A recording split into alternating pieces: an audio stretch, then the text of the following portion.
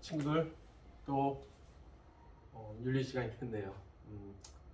어, 참 이렇게 계속 동양 막 그 유학 아니면 도가 막 이런 것만 하다 보니까 이게 윤리와 사상이 조금 너무나 그 고리타분하고 약간 그런 느낌이 없잖아 있을까 선생님 걱정이 좀 됩니다. 예, 우리가 인생을 살면서 성리학, 타산 정약용, 그리고 공자, 맹자, 노자, 장자, 순자는 아마 지금 이 시간을 빼놓고는 평생 이제 접하기가 어렵지 않을까. 진짜 철학에 관심 있는 친구가 아니라면은 쉽지 않을 겁니다.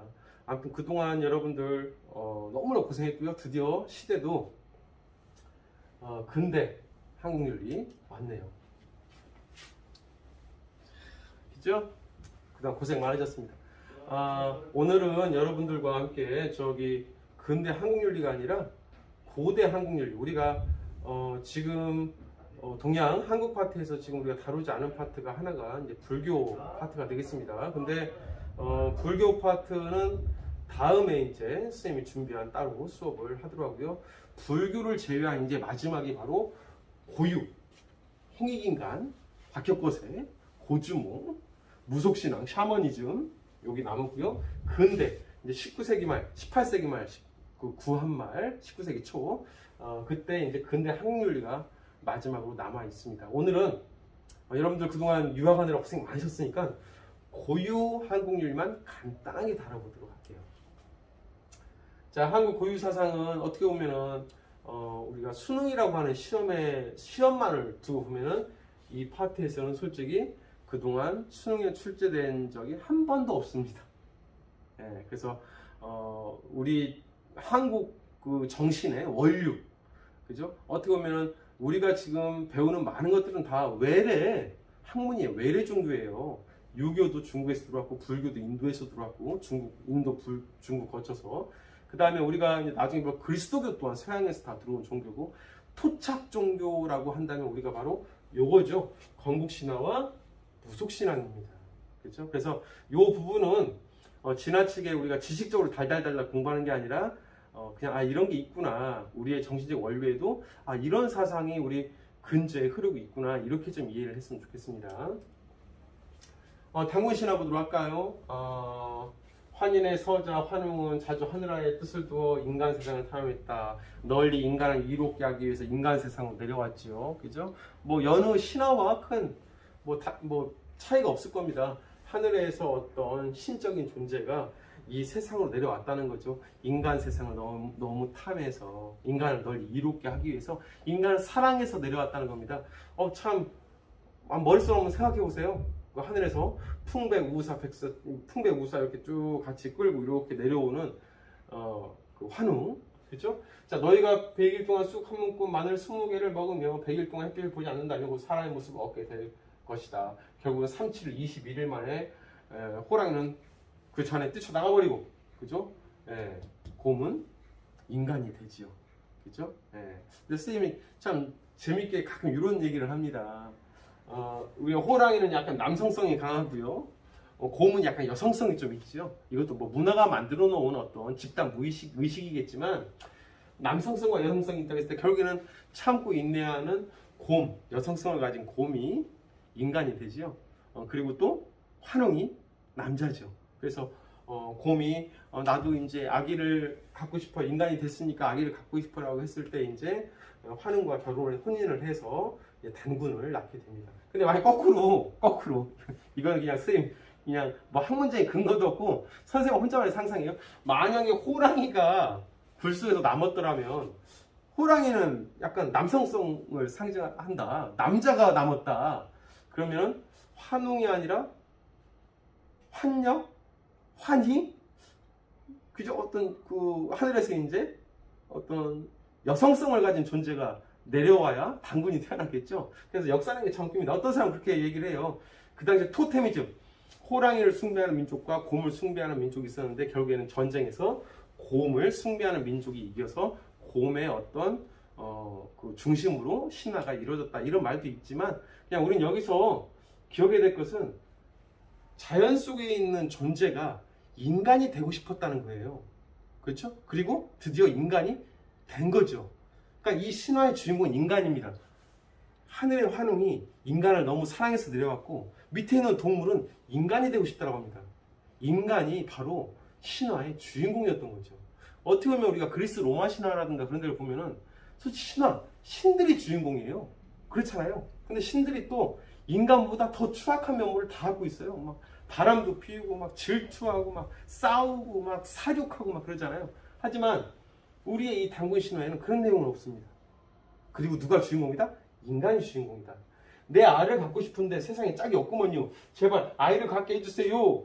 환웅이 잠시 인간으로 변해 옥녀와 홍녀가 오면 단군을 낳았다. 여기서 우리가 좀 기억해야 될 거는 하나 있겠죠. 자, 환웅은 하늘이고요. 그죠? 옥녀는 지상의 동물, 땅입니다. 하늘과 땅이 혼인으로 결합을 했죠. 그리고 이 결합을 했을 때 인간이 태어납니다. 우리 신화는 그래서 천, 지, 인이라고 하는 우리 전 우주의 세 가지의 어떤 큰 요소가 합해지는 그런 모습을 보여주고 있습니다. 그래서 우리 신화의 가장 큰 두 가지 특징을 지금 쌤이 얘기를 했습니다. 벌써 하나, 인간 중심의 신화관을 갖고 있다. 우리 한국 그 뭐지? 인간 중심이다. 또 하나, 조화, 천지인, 하늘과 땅과 인간의 조화를 꿈꿨던 게 바로 우리 신화의 어떤 근지에 흐르는 정신적 흐름이다. 인간 중심, 조화 사상, 그죠? 네. 자, 이렇게 이해하고 다음으로 한번 넘어가도록 하겠습니다. 이제 고구려 한번 가보도록 할까요? 주몽씨는 아유 금화가 태백에 남쪽 한 여자를 만나 물으니까 너 누구니? 저는 하백의 딸로 유아예요. 동생과 놀러 왔다가 하느님마다 해무수를 만나서 이 압록가에서 같이 살았는데요. 그 사라지더니 돌아오지 않는 거예요. 외로워요. 로운리. 이 금화가 이상하게 여기서 유아를 집에 데리고 왔더니요. 햇빛이 비쳐서 몸을 피해서 쫓아다니면 비추었다. 그 큰 알 하나를 쭉 낳았어요. 왕이 그게 뭐냐? 흉측하다. 그래서 알을 버렸는데 개돼지가 먹지도 않고요. 소나 말이 피해가고 들여버리면 새와 짐승이 와서 덮어졌대요. 그 알을. 새와 짐승이 덮어졌답니다. 왕이 깨트려도 깨트려지지 않는 어미에게 주었다. 어미가 알을 싸서 따뜻한 곳에 두니 한 아이가 껍질 깨고 나왔으니 그가 바로 누구다? 활을 잘 쏘는 아이. 7살 때 백발 백중 주몽이라 이름을 지었다. 이 주몽입니다. 주몽. 알에서 태어난 주몽. 버리면 새와 짐승들이 와서 꼭 이렇게, 그렇죠? 자연의 생명체들이 꼭 이렇게 안아주는, 그렇죠? 그런 신화가 있습니다. 이것 또한 아까 선생님 얘기 나왔던 어떤 그 인간과 자연의 조화, 이런 것들이 담겨 있는 거죠. 자, 박혁거세입니다. 신라로 가보도록 할까요? 6 마을의 우두머리들이 높은 곳에 올라갔다. 산의 남쪽에 나중이랑 우물가에 흰 말이 엎드려 있었다. 가까이 가자 말이 휙 날아갔는데 붉은 알 하나를 두고 하늘로 날아가 버렸어요. 이 하늘에서 내려온 말인가 봐요. 와, 아까 그 환웅하고도 약간 비슷하지 않습니까? 하늘에서 환웅이 내려왔는데 이 말 또한 하늘과 연결되어 있는 거죠. 알을 깨워보니 단 잘생긴 남자아이가 하나 나왔다. 목욕을 시켰을 때 몸에서 빛이 나고 새와 짐승이 춤을 췄다. 또 자연과 인간의 조화가 나오네. 새와 짐승이 막 춤을 췄대요. 그죠? 뭐 파핀을 추고 막 그랬나 봐요. 그죠? 천지가 진동하고 해와 달이 빛났다. 이로 인해 세상을 밝힌다는 뜻에서 박혁거세, 혁거세 왕이라고 이름을 냈다. 닭처럼 생긴 알에서 나왔다고 해서 성을 박씨라고 했으니 박혁거세입니다. 이 박혁거세의 신화 속에서도 결국엔 인간과 자연의 조화가 담겨있네요. 아무튼 고구려라든가 신라라든가 그 시조는 다 알에서 나왔네요. 에그먼이나 알에서 나왔나요? 자, 건국시대에서 발견된 정신 마지막 정리할까요? 이 부분은 간단히 이해만 하세요. 선생님이 수업할 때 항상 얘기하는 거 외우지 마라 제발. 외우는 것은 단편적인 조각일 뿐이다.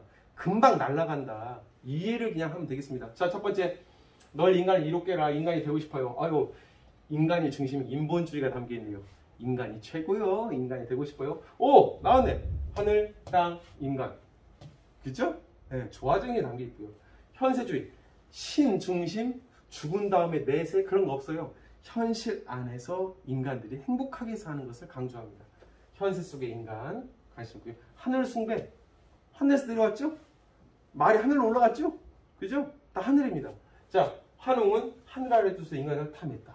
하나님의 아들 해모수가 세상에 내려와서 아까 유화, 그죠? 자, 말이 하늘을 두고 하늘로 올라갔다. 하늘을 숭배하는 사상이 또한 우리 전통 사상에 담겨 있고요. 자연 친화, 새와짐승이 말을 버렸는데 푹 껴안고 있었다. 새와짐승이 아래서 애가 태어나니 막 춤췄다. 인간과 자연의 조화가 다 담겨 있습니다. 아무튼 이것은 우리가 달달달 외울 필요도 없고, 우리의 신화는 상당히 인간 중심이고 현실 세계 중심이고 또한 인간과 자연의 조화를 강조했다. 이 정도만 이해해도 되겠습니다. 그리고 또한 하늘을 숭배했다. 하늘, 그죠? 네. 자, 무속이 되겠습니다. 선생님 개인적으로 그래요. 우리가 흔히 외래 종교에 대한 가치관은 상당히 뭐 세련되다, 고등 종교다, 약간 이런 생각이 있는 반면에 우리의 전통적인 어떤 그런 종교라든가 그런 걸 얘기하면 미신이다, 그렇죠? 야만이다, 미개하다, 이렇게 우리가 가치를 이분법적으로 파악하는데 결코 그렇게 학문적으로는 봐서는 안 된다고 생각을 해요. 외래 종교도 외래 종교만큼의 가치를 지니고 있듯이 솔직히 우리나라의 이 땅에서 살았던 사람들 또한 그 외국의 어떤 똑같이 외국의 사람과 똑같이 여기서 생로병사, 그죠? 고통과 축복과 환희와 고난과 이런 것들을 이 땅 위에서 겪으면서 스스로 본인들 위로받을 수 있는 많은 것들을 신성화 시켰고 신적 대상으로 많이 섬겼습니다. 그리고 그를 통해서 우리 인간이 처할 수 있는 많은 고난과 고통들을 위로받았어요. 인간은 그리스도교, 불교, 유교, 도교, 무속 다 포함해서 이 모든 것의 출발점은 인간은 죽는다는 겁니다. 인간은 유한하다는 거예요. 또 하나는 인간은 불완전하다는 겁니다. 인간은 아무리 스스로 노력해도 극복할 수 없는 일들이 생겨요. 아픔과 슬픔이 생기죠. 그래서 우리나라는 그걸 한이라고 있잖아요. 한의 정서가 우리나라를 지배하고 있어요. 자, 그렇다면 우리나라 땅에서 살았던 사람들은 그 한을 어떻게든 풀어야 되겠죠. 그죠? 그 한을 푸는 과정에서 등장했던 것들이 바로 무속입니다. 그래서 무속은 우리가 너무나 이렇게 같이 좋아하고 뭐하고 미신이고 이렇게 접근하지 말고요. 하나의 우리나라의 전통적 문화였다라고 하는 어떤 너그러운 어떤 마음으로 포용하고 이해하는 게 좋을 것 같아요. 내가 무속을 갑사 동학사 가가지고 여러분들 전 보고 꽹가리 치면서 굿하고 그러라는 말이 아니고 이런 무속 신앙이 우리나라에 살아온 이 조상들 그리고 현재까지 영향을 아주 잔잔히 미치고 있다는 겁니다. 자, 무속 신앙입니다. 무자를 보도록 할게요. 무당이죠. 무당. 자, 하늘에 천이 있고요. 밑에 땅이 있습니다. 하늘, 땅. 그렇죠? 이게 무당 무자예요. 하늘, 땅. 근데 하늘과 땅은 어떻게 했을까요? 누가 이어졌네요. 이렇게 이어졌네요. 이어지니까 사람들이 어떨까? 춤추고 있어요. 사람들이 현실 속에서 고통받는 사람들이 정말 하고 있을 때 무당이 하늘과 땅을 이어주고 중재를 해주면서 사람들의 한을 풀어주니까 사람들이 다 기쁘게 춤을 추었구나. 그럼 무당은 어떤 존재냐? 사람들의 마음속에 있는 한과 아픔을 정화시키고 풀어주는 존재였다. 그렇죠? 네, 이게 무당입니다. 자, 우리가 굿판을 벌인다고 하잖아요. 뭔가 굿하자, 굿하게, 굿. 우리 조상들은 무속을 통해서 자기 마음의 아픔과 한의 정서를 풀었다. 무속, 초자연적 힘이라든가 신성한 대상에 대한 숭배를 우리가 무속이라고 하고요. 거기서 이제 인간과 신을 중재해주는 존재를 무당이라고 하죠. 근데 무당은 매력은 있어요. 이 무속에 무당은 상당히 매력적인 면이 있는데 그게 바로 뭐냐면 즉답입니다. 즉답. 아이고 우리 저기 애가 이번에 2학년 올라가서 중간고사 못 봤는데 기말고사를 잘 보려면 어떻게 합니까? 잠깐만 기다려봐. 생년월일 대봐. 자, 방울 막 흔들죠. 쫙 쌀을 쫙 뿌려. 나왔어. 내가 이 부적을 써줄 테니까 이 부적에다가 애기 머리카락을 이렇게 해가지고 묘시에 자축인묘 묘시 새벽에 묘시에 갑천에 가가지고 이 서쪽으로 흐르는 물에다가 이걸 싹 태운 다음에 죄를 버려. 그러면 6등급이 1등급이 돼. 어우 세상에 이렇게 세상에 이렇게 즉답 주는 종교는 없어요. 그렇죠? 우리 애가 선생님 우리 애가 목사님 우리 애가 9등급인데 1등급 좀 하게 해주세요. 그럼 목사님 뭐라고 할까요? 자매님 기도하세요. 하나님께 맡기세요. 그리고 아이의 뭐 어떻게 해주세요. 이렇게 이제 할 거고. 그 절에 가면 원래는 어떨까요? 아이고 스님 뭐 얘가 뭐 어떻게 할까요? 아이고 보살님 마음에 있는 집착과 탐욕을 내려놓고 석가모니에게 맡기세요. 뭐 이렇게 얘기를 하든지. 아무튼 어떻게 보면은 즉답을 주는 종교는 상당히 의심을 갖잖아요. 근데 예전부터 우리 있었던 우리 무당은 즉답을 줬다. 나왔어? 아이고 우리 애가 요즘에 그냥 밥도 안 먹고 말이죠. 삐쩍 말라가지고 말이죠. 애가 빌빌거리는데 어떡하죠? 나왔어? 이 할머니 있잖아. 할머니 산수에 가보면 옆에 밤나무가 있는데 한번 잘 봐봐. 밤나무 뿌리가 산수에 들어와가지고 할머니 겨드랑이를 이렇게 감싸고 있어. 밤나무 잘라버려. 그러면 돼. 지금 할머니가 이제 그 밑에서 이제 이것 때문에 지금 애군이 생긴 거요. 화가 생긴 거요. 즉답을 줍니다. 근데 이게 맞다 안 맞다는 중요하지 않아요. 맞다 안 맞다가 아니라 이런 말을 통해서 사람들은 믿음을 생기고요. 믿음을 갖게 되고 그래 잘 될 거야 믿음을 갖게 되고 이제 어느 정도 불안감을 좀 덜어낼 수 있는 그런 역할을 했다는 거죠. 자 구슬을 통해 신과 인간의 중재 역할을 하고 기흉화복을 기원함. 그죠? 기흉화복 좋은 일은 생기게 하고 화라든가 흉한 일들은 없애게 하고 또 미래를 예언하고 복을 빌고 병을 물리치는 이런 역할을 했다. 자 다시 한번 정리할까요? 백성들의 비친 한을 풀어주는 그런 역할을 했다. 그렇죠?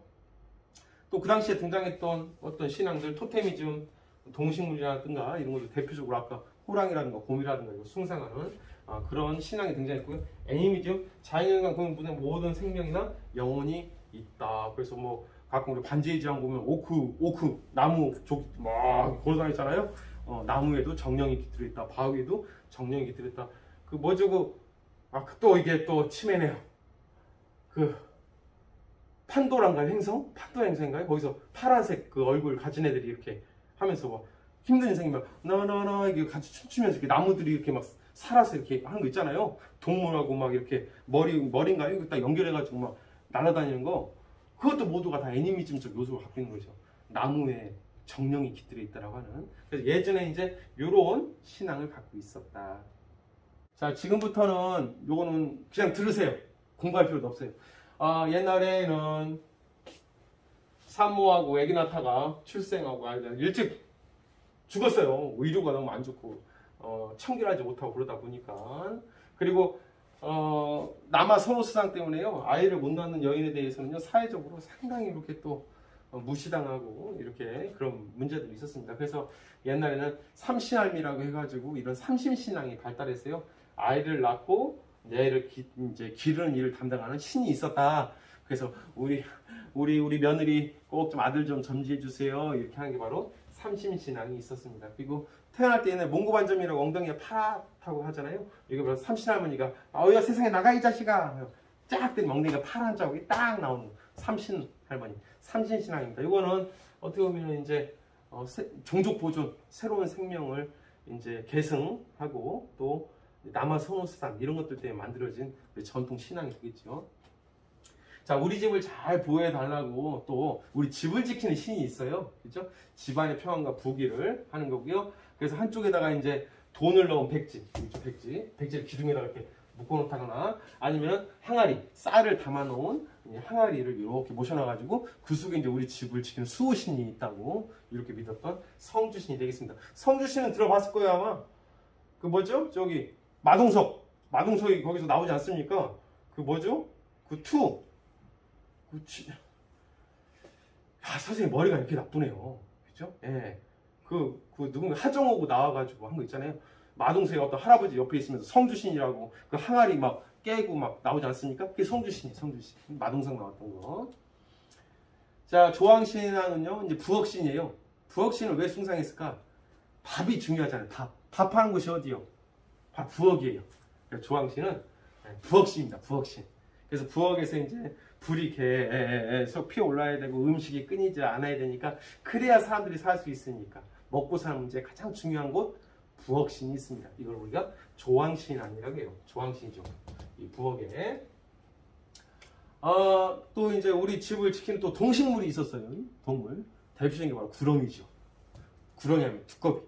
그래서 옛날에 집을 부시다 보면 막 구렁이하고 도깨비 같은 게 있는데요.